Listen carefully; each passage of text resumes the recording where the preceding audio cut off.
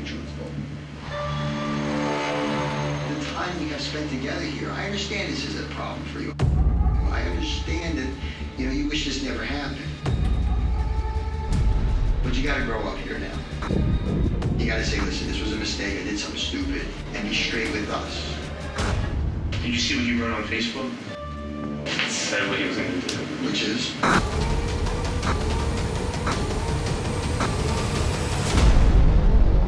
gonna jump off and she'd be good, sorry.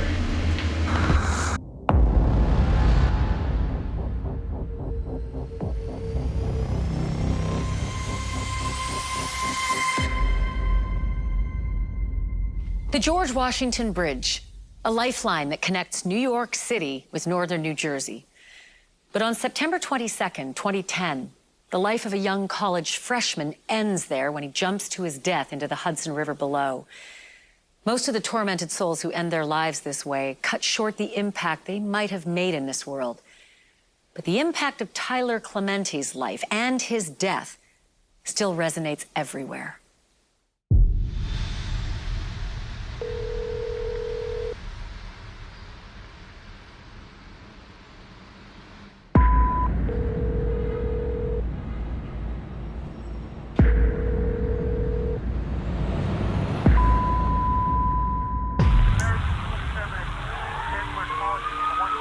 He was only gone for 3 weeks. We were speaking maybe twice a week or so.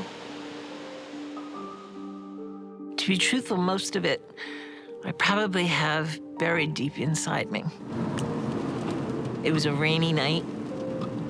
They only told us that we had to go to the New York, New Jersey Port Authority. What I remember was just kind of looking at them and saying, hearing what they said was Tyler was on the bridge and then he wasn't. And I kept saying, well, what are you saying? What are you saying? And at that, Joe got very upset and he started to cry and to shout out. And when I kept trying to ask them back, are you saying that Tyler jumped from the bridge? And then at one point, it kind of hit me, in which case I lost my composure.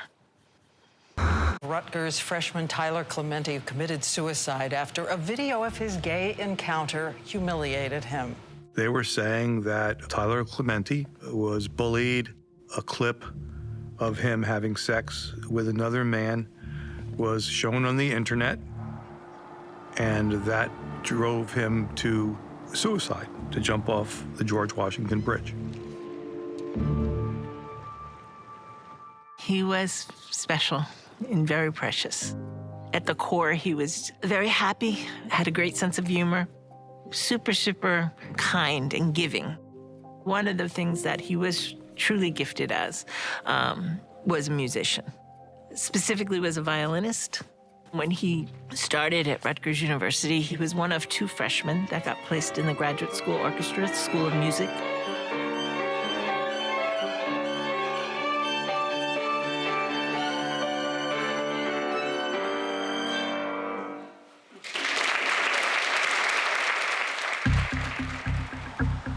So at the center of this, you have this kid who is barely 18, barely an adult. He's away from home for the first time, as are his friends. He plays ultimate frisbee, and he's a computer geek. And he had this propensity for wanting to show off to girls about what he could do with the technology. Dharun Ravi is graduated high school, he's getting ready to go to college, and gets his roommate assignment. And of course, as young men and women were starting to do at that time, started to try and research his roommate online. He finds out his roommate is gay. And the first instant message he makes to a friend is, blank my life, he's gay. He came out to us about 36 hours before he left for school. It was shocking news for me. I was not expecting him to be telling me that. I was part of a very conservative faith community. Tyler Clementi and Dharun Ravi were assigned to be roommates in room 30 of Davidson C, which is on the Bush campus of Rutgers University in Piscataway, New Jersey. And what he found by doing that research on the internet about Tyler Clementi was troubling to him, and he started to express his displeasure and discuss his displeasure with some of his friends. And some of those people would eventually be the dorm mates, not only of the defendant, but also of Tyler Clementi. Then you fast forward about 2.5, 3 weeks into the semester, and Tyler asks, can he have the room to himself for a couple of hours? Ravi says yes. And it turns out Ravi sees Tyler bringing a man into the room. So our theory at that point really is that at that point, Ravi makes the decision that he's going to sort of pull back the proverbial blinds on the window, let the world into Tyler's bedroom where Tyler is in there being intimate with another person. And he does that because that other person is a man. The defendant's actions were very purposeful, intentional, and planned in this case. And they were planned to expose Tyler Clementi's sexual orientation, and they were planned to expose Tyler Clementi's private sexual activity. A few things made it difficult and or unique. A, the charges. B, the fact that there was going to be undoubtedly a tremendous amount of press coverage. The death of Tyler Clementi is what made the case much more difficult, and I'll tell you why. Dharun Ravi was never charged in any way with causing or contributing to Tyler Clementi's death. He was an 18-year-old boy, as was Tyler Clementi, when they started college. And you got to put that in perspective, because by law, you might be an adult at 18, but by maturation, by experience, by life, by environment, you're just learning. You're going to see from the evidence he's not homophobic. He never broadcast any image of his roommate. How often have you all gotten the impression, listening to Mrs. McClure, or through the press or the media, there was bullying? There was no bullying. What happened in this case couldn't have happened 30 years ago when there were no computers and people weren't going viral. What also made this case go viral, I'll call it the issue of political correctness and the issue of homosexuality, which is why Dharun Ravi was charged under the bias statute. When we get done here, you're going to see. Might be stupid at times, but he's an 18-year-old boy, and he's certainly not a criminal. Thank you very much. In recent months, a series of tragedies has drawn attention to just how devastating bullying can be. It was quite a media event. There could be no cameras that are clicking. And it was fairly overwhelming.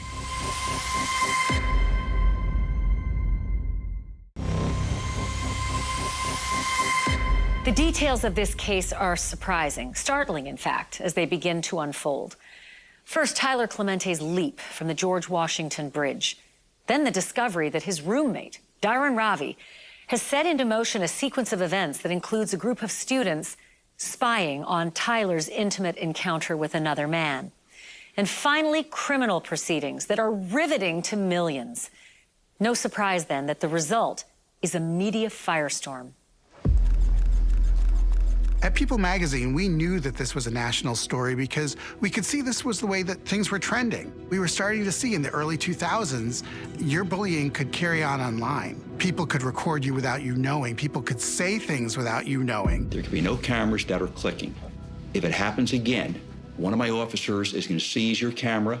Getting off the elevator, and the elevator doors open, and there's just a throng of media. Cameras are coming up, cameras are taking pictures of us as we're walking down the hallway to go to the courtroom. That's not something I was accustomed to, walking into a courtroom. So it definitely made me aware that this was different. I closed my eyes and closed the blinds and didn't see that media explosion, but it was there. The media was camped on our street. This was a situation where celebrities, Ellen DeGeneres, other celebrities were talking about this case. If you don't know, Tyler was a bright student at Rutgers University whose life was senselessly cut short. And the President of the United States was even talking about it. And we've got to dispel this myth that bullying is just a normal rite of passage, that it's some inevitable part of growing up. So when that happens, then everybody's interested, everybody's listening. And the best thing we can do at that point is say, what are the lessons that we can take from this case? It became this cause that was bigger than Ravi. It was bigger than Tyler Clementi. It was about the culture of bullying that we had allowed to go on for so long. I think there was tremendous pressure, social pressure. How do you say with this national outrage as a prosecutor, look, he's just a jerk kid. It's just, stupid college hijinks. Good morning. Hope you had a nice evening. And you'll notice I ordered some very nice weather for you. Next witness. Yes, Your Honor, the state next calls Molly Way. Molly Way. I was criminal defense attorney for Molly Way. She was, in fact, one of the co-defendants charged in the case. You swear or affirm in accordance with your beliefs, all testimony you offer will be the truth, the whole truth, and nothing but the truth. Molly lived across the hall from Dharun Ravi. Dharun Ravi actually came to her room and asked to utilize her computer for the activities that he engaged in. He had set up his computer to basically auto-accept if anyone wants to video chat with him. Well, it was on my chat program, my screen name, and it popped up an image of Tyler and his guest, and they were kissing. Molly committed no crime whatsoever. She was, as Dharun Ravi was, charged under New Jersey's invasion of privacy statute. She did not, however, violate that statute.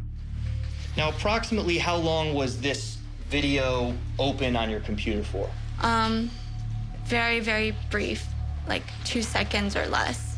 From the outset, both Dharun Ravi and Molly Way were seen as these cyber bullies who engaged in conduct to transmit videotapes of sexual acts over the internet, thereby invading the privacy of Tyler Clementi. Now, after you saw that, what was the defendant's reaction? How was he acting? We were both just really shocked. Oh, I can't believe we just saw what we did. And initially we were saying how we couldn't tell anyone what just happened, that it was it was just very shocking. Dharun Ravi viewed on Molly Way's computer a few seconds of his roommate fully clothed kissing another gentleman. And when the computer was later turned on for another couple seconds, there was more kissing with the gentleman without shirts on. There was no transmission. There was no recording. There was no sexual activity. Thank you very much. You may step down. Fortunately, she was dismissed from the case. We started the trial off by calling a number of these students and a number of these, friends of Ravi about communications they had with him, where he was telling them, my roommate is in there with a dude making out. Did he mention anything to you at that point about whether or not he knew if his roommate was gay or not? He said that he thought maybe, but he didn't know for sure. And did he mention anything to you about also setting up the webcam to, I guess, confirm whether or not his suspicions were correct? Yes. Did there come a point in time, Ms. Chico, that you saw something on the screen? Yes. Okay, can you tell us about that? It came up for a split second. There was a quick video, and you saw two males leaning up against the bed making out. I didn't really necessarily know Tyler, but, I was going along with saying, oh, wow, that's pretty crazy and scandalous. I think he described the guy who was invited over as someone older. So that was the more scandalous part of why it was scandalous. If you could just go ahead and look through that packet and tell us what that is a packet of. It's a packet of my text conversation with Dharun from September 21st through September 23rd. And at some point, did your conversation get into the defendant and you talking about his roommate? Yes. This box, I think you said, would have come from the defendant? Yes. He said, yeah, oh my God, Molly saw it too. He was older and creepy and definitely from the internet.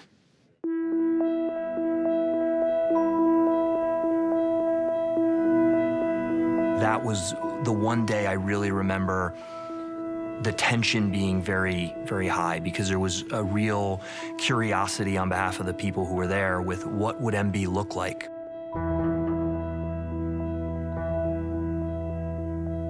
He was not an out gay man, and he was terrified of what would happen in his life if this all came out, specifically under these circumstances.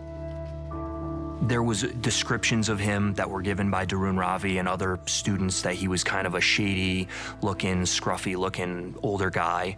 So I think there was a real curiosity about who was going to walk through that door to testify. I think people saw it was just a guy. He just gave that human element to the fact that this was not a victimless crime. The man who, was in the room with Tyler when this was going on and whose privacy was also violated. Could I have the room again, like 9:30 till midnight, ? Two students who were able to testify that Ravi came to their room on the second night and actually made sure that his webcam was pointed at Tyler's bed.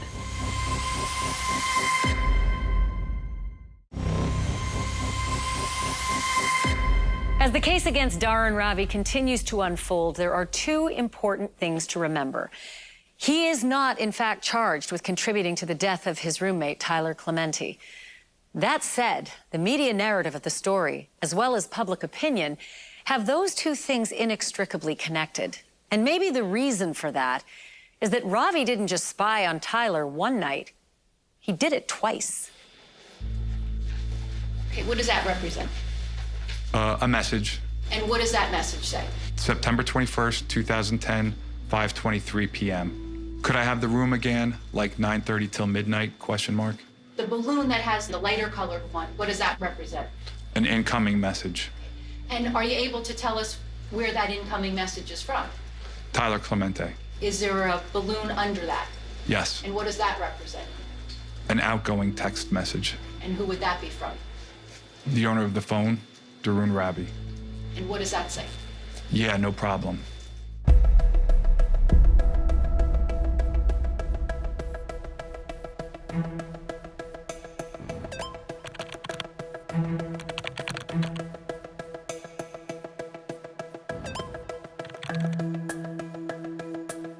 Some people screenshotted or screen captured that specific tweet, including, we believe, Tyler, because it was saved on his hard drive and it was recovered. So when Dharun asked you to use your computer, what did you do? I opened up my laptop and I put in my password and I let him sit. Then he clicked his video and the video of his room came up. And at that point, he went to his room and he told me to check the angle on his webcam. There were two students who were able to testify that Ravi came to their room on the second night and actually made sure that his webcam was pointed at Tyler's bed. And they were able to testify that they saw him manipulating the webcam and making sure that there was a live feed to each of their two computers. Also, he talked about it at Frisbee practice. He was just telling people about his little setup with his webcam. And when you say telling people, do you remember who those people were? People on the team. Can you tell us what the defendant texted to you at that point? He says, do it for real. I have it pointed at his bed. And the monitor is off, so he can't see you. And what did that mean to you? To video chat him. Do you remember if he said anything to you about why the video camera was set up with the auto accept feature that night? In order for multiple people to be able to view Tyler's side of the room. Even just the fact that someone was watching him.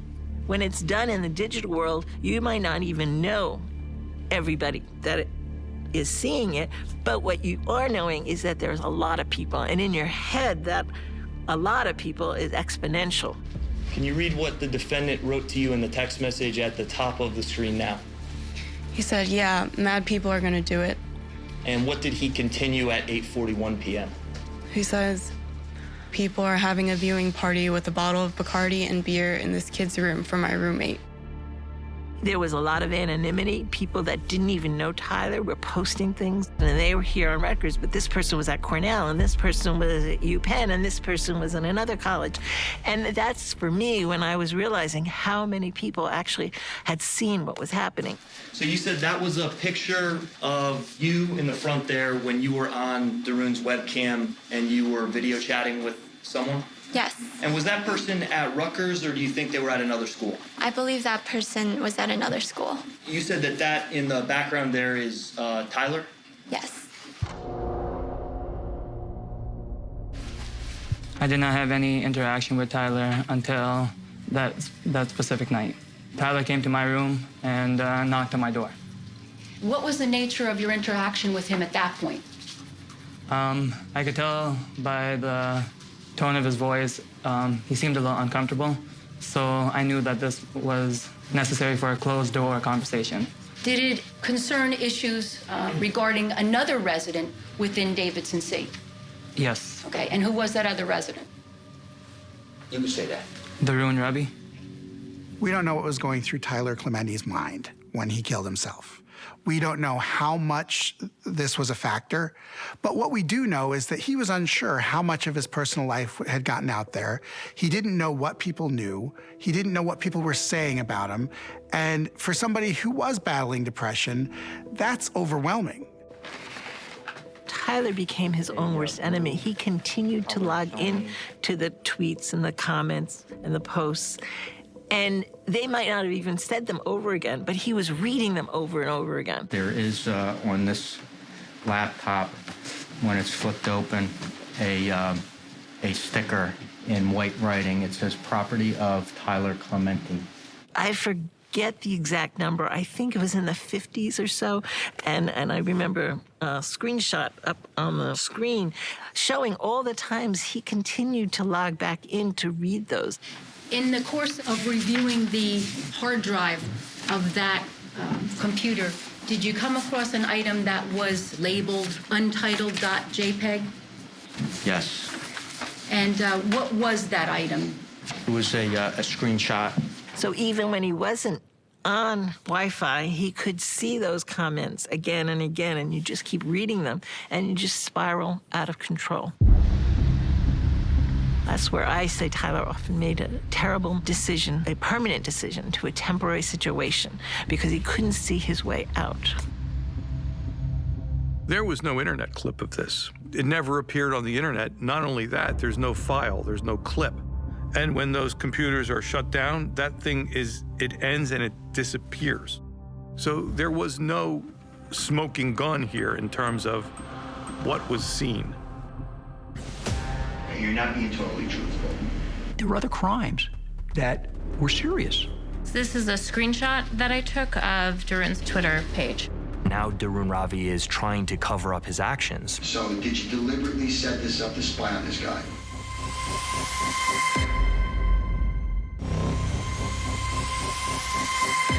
The case seems pretty clear. Friends of Dharun Ravi testify that yes, he does set up a webcam to spy on his roommate, Tyler Clementi. And yes, many of those friends follow Ravi's lead and watch Tyler with another man. And as in most trials, defendant Dharun Ravi decides not to take the stand. But that doesn't mean the jury won't hear what he has to say. Now, calling your attention to September 23rd of 2010, what, if anything, did you do to attempt to make contact with Dharun Ravi? We arranged to have a uniformed officer of the Plains Road Police Department accompany us to Mr. Ravi's residence. We asked him if he would come back and speak with us about a matter, and he agreed to. Around 9, a guy walks in. He came in. I said, hey, he didn't acknowledge me at all. He just sat on the bed, on Tyler's bed. I just didn't say anything. Maybe just stood there doing a quick second just to make sure nothing, there's nothing, looking through my stuff or anything. He misled the police. If you don't want to talk to a police officer, that's your rights.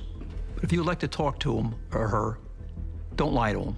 You're not being totally truthful. Because we've spoken to Molly at great length, and you know that because you've had text communications with her. Did you receive a phone call from Dharun? Yes. And what did he say to you when he called you? I think he asked me where I was. And do you remember what you told him? I told him I was at the police station and that I couldn't talk. Miss Way emailed her text log, I believe, to Detective Rager, who printed it out from his computer. In terms of these messages, when were those messages in time and place in relation to your being with Miss Molly Way? It was approximately halfway through our initial conversation. My question was, when was the last time you've spoken or had any communications with Mr. Ravi? And her reply was a few moments ago. And did you receive a text message from him at about 5:18? Yes. And what did that say? Did you tell them we did it on purpose? How would you characterize when you and Dharun watched the video on Sunday night? Was it an accident? It It was like we knew that there would be a video. It wasn't just the invasion of privacy or the bias. There were other crimes that were serious. He said nothing happened, but rumors got started. He thought people were watching him Tuesday. Witness tampering is a serious crime. Tuesday, he asked for the room again. I told my friends, like, oh, he asked for the room again. Like, don't try video chatting or anything because like, I don't want what happened last week to happen again. So take a look at S5 for a moment. This is a screenshot that I took of Darun's Twitter page. And what was your reason for taking that screenshot? Simply because online sites and particularly social media are fluid and can be changed. And if there were a reason to need such a document later, I wanted to be able to have a copy of what I saw. Fast forward to the next coming days where this all starts to come together and Tyler has disappeared. And now Dharun Ravi is trying to cover up his actions and actually goes in and edits the Twitter tweet. Roommate asked for a room again. It's happening again. People with iChat, don't you dare video chat me from 9:30 to 12. And then he added in another text that said, stupid drafts, disregard that last tweet. So we were able to recover those from Ravi's computer as well. Evidence tampering is a serious crime. Evidence tampering, witness tampering, that goes to the integrity of the judicial system when you tamper with witnesses or evidence. Tyler thought I was like providing people, like facilitating way for people to come watch it. That's why immediately after Ravi told me that, I sent him a long like text and email. When Tyler Clementi became aware that this happened, he apologized to him profusely and said, I hope we can move forward and get past this. Did you see what you wrote on Facebook? He said what he was going to do. Which is? I'm going to jump off the GW Grid Star. That's exactly what came in after your message. So he got mine and then he sent it. That's the way it looks. Did you violate this man's privacy? Yes, I did. Okay, and you told me, did you deliberately set this up to spy on this guy? I didn't set up the computer to spy on him, but yes. You chose to spy on him knowing it would work once you got into Molly's room? Yeah. Okay. Did you know it was going to happen? I knew once someone agreed to it that it was going to happen. Why didn't you leave the room if you didn't want to see it? The curiosity.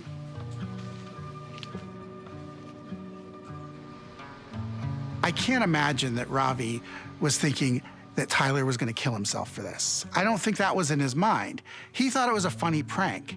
And this was a way to show that, no, sometimes these funny pranks, they cross the line into bullying. Through all these personal observations of Dharun over the years, have you ever heard him say anything negative or derogatory about someone perceived to be homosexual?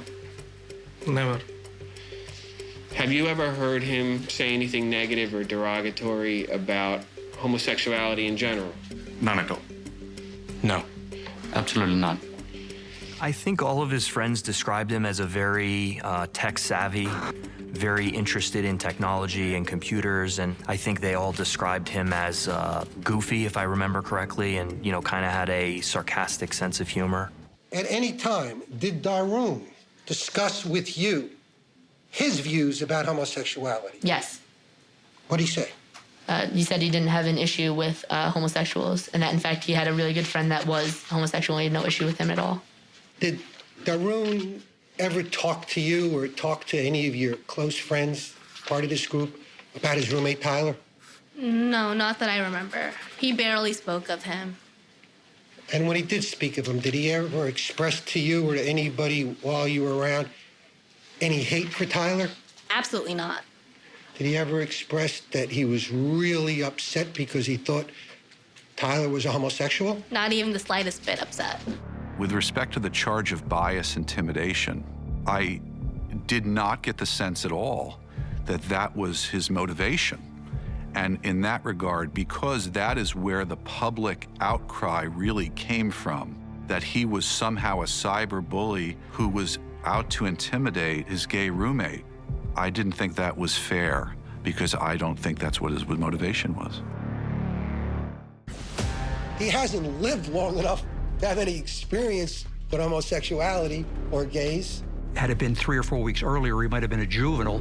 We wouldn't be even speaking here. 3 weeks into his college experience, and he finds out his sexual orientation has been broadcast.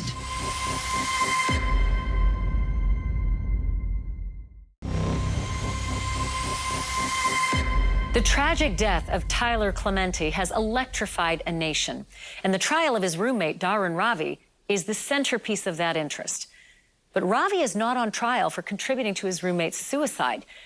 The trial is about invasion of privacy, and it brings into sharp focus cyberbullying.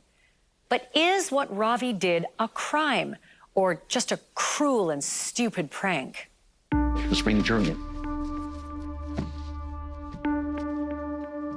In that first 13 minutes of these AIM chats, when he says, "Help me find my roommate," his immediate reaction when he finds out and suspects that his roommate for the upcoming year might be gay. You see what he says, "My life, he's gay." And he was bothered by it, and he started to tell people. He told high school friends. He told the ultimate Frisbee team when he got to Rutgers University. He told people in that dorm as soon as he got there. And I suggest to you, ladies and gentlemen, that that mindset was what drove his escalating and deliberate acts that you heard about in this case. He was bothered by Tyler Clementi's sexual orientation. Think about the situation of Tyler Clementi. 3 weeks into his college experience, and he finds out that his sexual orientation has been broadcast to the defendant's Twitter followers. He finds out that his private sexual activity has been exposed. We are talking about a gay relationship that was happening. Back then, it was a little bit more embarrassing. It was more private, and homophobia wasn't called out as much back then as it is now. Whereas now, probably somebody would have stopped him and said, "No, we're not doing this." And what do you think he's thinking? Did other people on that hallway see it? Did people on the other side of Davidson C see it? Did other people that hang out in the lounge come down and see it? You don't think that he was intimidated by learning that information? Fearful, embarrassed? There wasn't one thing about the defendant's actions that were good-natured, that can be characterized as a petty misunderstanding. The defendant's actions were mean-spirited, they were malicious, they were criminal. We felt very confident because we did, and she did exactly what she had set out to do from the time that the case began. Why we're here is because an 18-year-old boy, a kid, a college freshman, had an experience that he wasn't ready for, that he didn't expect, that he was surprised by, and he didn't know how to deal with it because he was a kid. These are 18, 17-year-old boys and girls who perhaps other than camp have never lived with anybody for any length of time in their lives. But now they're sharing a room with perfect strangers. Who wouldn't be curious and who wouldn't be concerned as to who your roommate is?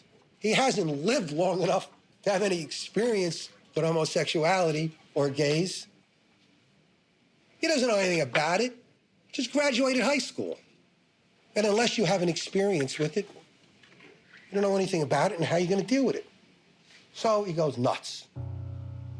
I have no idea if Tyler's roommate intended evil or intended to harm Tyler, or if he just wanted it as a joke. But even as a joke, it's not a joke. You can't look at someone and say, "Oh, this looks like a good person to target and make fun of," because they can stand it. If his goal was to see anything sexual, you know you would have been hearing testimony within the last 3 weeks by somebody that webcam stayed on for a period of time, that video. You know, Ravi's defense could say all that they wanted, that it was just a couple seconds of footage. But a couple seconds was enough to breach the privacy of Tyler Clementi. The violation of privacy is the same if he had broadcast it to the world or if he had just sent it as a direct message to somebody else. It's still a violation of a private time that Tyler Clementi was having. And I ask you to say to yourself, is he lying? And whether or not anything he ever did was hateful, ugly, mean-spirited, with the intent to hurt, humiliate, intimidate, put in fear Tyler. The state argued he broke the law profoundly. The defense argued it was prankish, and had it been 3 or 4 weeks earlier, he might have been a juvenile, and we wouldn't be even speaking here. Tomorrow morning at 9 o'clock we'll resume, and tomorrow morning at 9 o'clock I will give you what I refer to as jury charge or my instructions on the law. Was it prankish? Yes. Did it cross the line into criminality? Yes.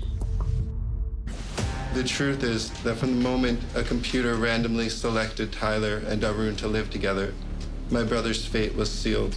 There were 15 counts. Dharun Ravi didn't act out of hatred.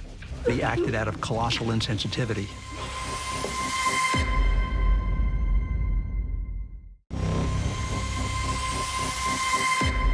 The jury has the case. The verdicts are about to be read. There's no question that Dharun Ravi, a college freshman, spied on his roommate, Tyler Clementi.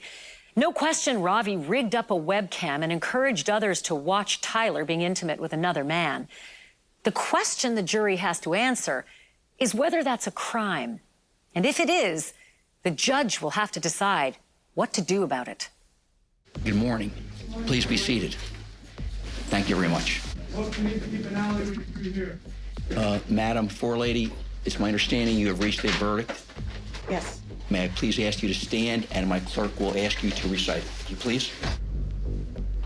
There were 15 counts.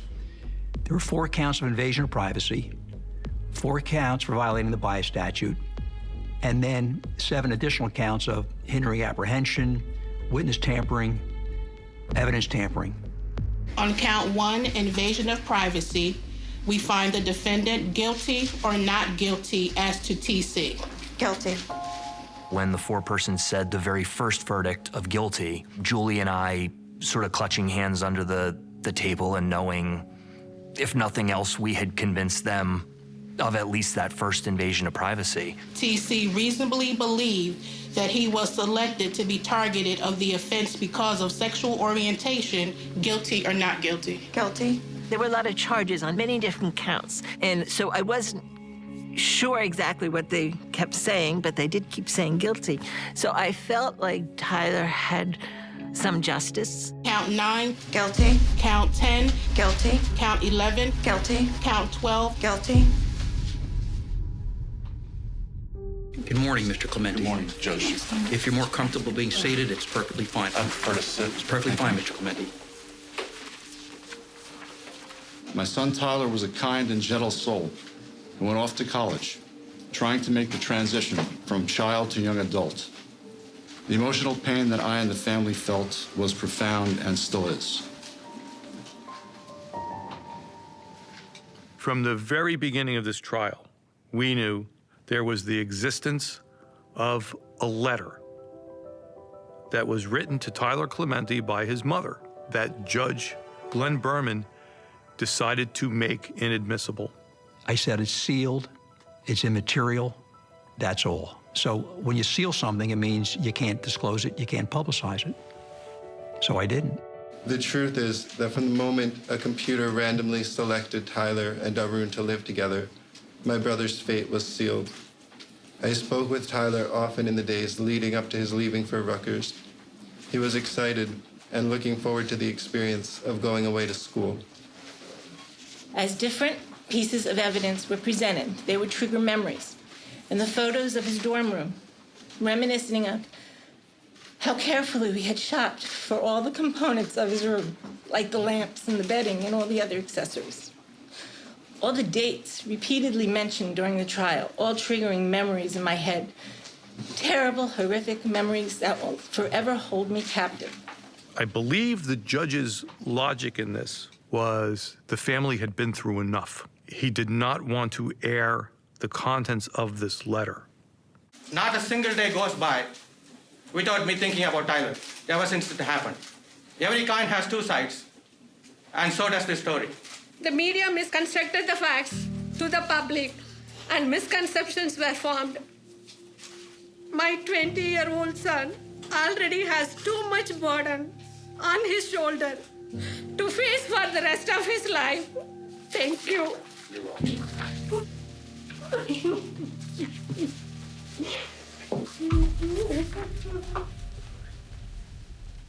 I do not believe he hated Tyler Clementi. He had no reason to. But I do believe he acted out of colossal insensitivity. Mr. Ravi will report to the Middlesex County Adult Correctional Center at 9 a.m. on May 31st to serve as part of a probationary sentence, a 30-day jail term. Before jury selection began, I told every juror, I want you to know that Tyler Clementi, you will not hear from him. He took his life. But Dharun Ravi is not charged with causing or contributing to it. And most people who were repulsed by my sentence probably didn't know that. They probably thought it was a manslaughter case, and it wasn't. We're adjourned. Judge Berman gave him 30 days in jail and a whole bunch of community service, and there was outrage in the community over that. For the judge to make such a gutsy move, to basically give this kid a slap on the wrist after this lengthy, hugely public, controversial trial, took a lot of guts and convinced me that there was something in that letter that is somehow at the bottom of this story.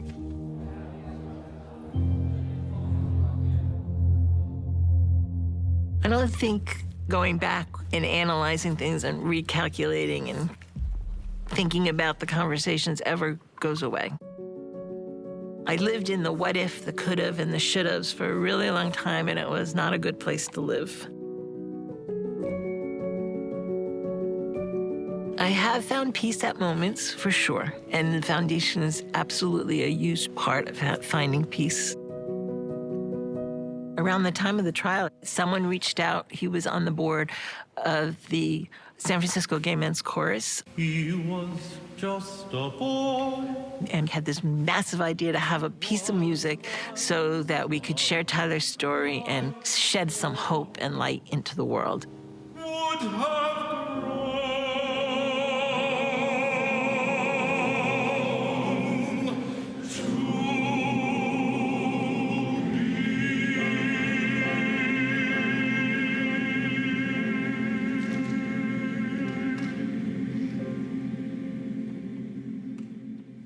The legacy of this case is not a simple one.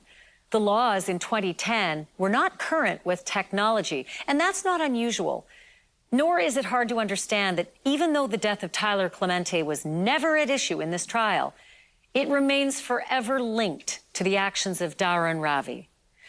What is clear is that this case helped foster a movement to combat cyberbullying. Schools across the country are addressing it. And the foundation that bears his name, started by his mother, ensures that Tyler Clementi's life mattered. I'm Ashley Banfield. Thanks for watching.